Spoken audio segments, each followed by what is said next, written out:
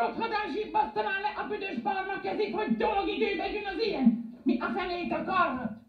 Kisztihan, nagyságos asszonyom? Nem vagyok én Kisztihan maga spermahajder!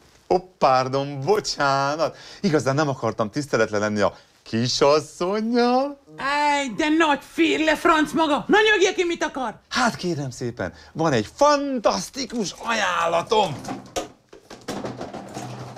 Egy forradalmian új porszívó, melynek azonnal demonstrálnám is az erejét, kérem szépen.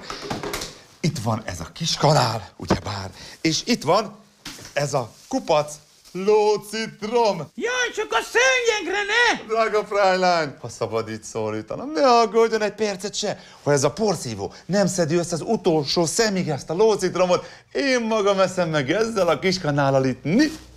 Na fiatalember, akkor én most kimegyek a konyhába, az hozok rá egy kis tejszínhabot, ugyanis egész nap nincsen áram a házban.